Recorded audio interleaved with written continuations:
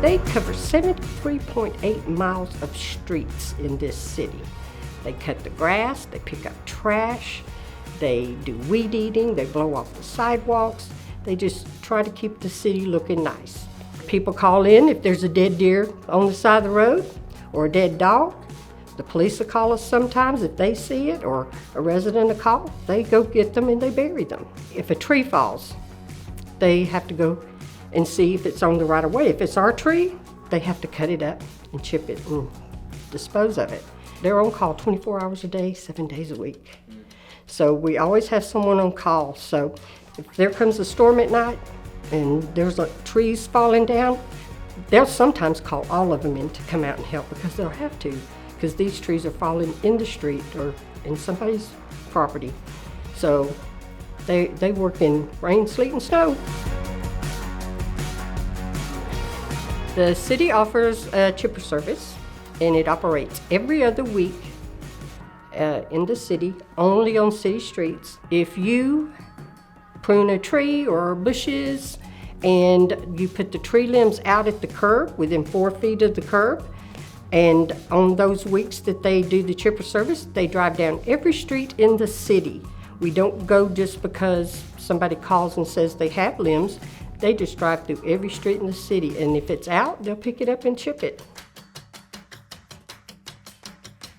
Waste management operates 4 days a week in the city, Tuesday through Friday. And they start as early as 6 a.m. and they work up until 7 p.m. to finish their routes. And each section of the city is divided up by those days so that, they're used to that same day as their service day. If a resident does have a bulk item, and that's what we call that, or a large item pickup, it is anything that won't fit in the trash cart. So they have to call me 24 hours in advance before 2 p.m. on that day to be able to pick up something that week. Otherwise, it'll be the following week, and it'll be picked up on their trash day. You can call the city of Lilburn and ask for the sanitation department, and they'll transfer you, or you can call 770-638-2186, and that's my direct line. And we also have a sanitation hotline that is on our City of Lilburn webpage.